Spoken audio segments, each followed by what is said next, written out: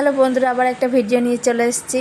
এই যে পেঁয়াজ ভাজছি, বিরিয়ানি করব, পেঁয়াজ ভাজা, আর এদিকে চিকেন কষা হবে। আমাদের বিরিয়ানির রেসিপিটা এখন সবাই জানে ঘরে ঘরেই, কিন্তু এখানে বলার কিছু নেই। তবুও এই যে চিকেন কষা হচ্ছে, বিরিয়ানি শর্টে দেখিয়ে দিলাম। তেজপাতা, শুকনো লঙ্কা আর এদিকে গরম মশলা ফোড়ন দিয়ে মাংসটা ভেজে নিচ্ছিলাম। ভেজে নিয়ে তারপর মশলাটা দিয়ে দিয়েছি। পেঁয়াজ বাটা, রসুন বাটা, আদা বাটা, লঙ্কা একটা দুটো দিয়ে যে ভাত হয়ে গেল। ভাতটা হয়ে গেছে, তারপরে বিরিয়ানি সাজিয়ে নিলাম। সাজিয়ে নিয়ে একটুখানি মশলা দিয়ে দম দিতে বসিয়ে দিলাম গ্যাসের উপরে। বড়ই হাঁড়িটা দম দেওয়া হয়ে গেছে। তারপর আমরা নিয়ে চলে এসেছি দুপুরবেলায়। সবাই কলার পাতায় খাবে বলে বললো, কলার পাতা কেটে নিয়ে এসে কলার পাতা করে সব বসে পড়েছি খেতে।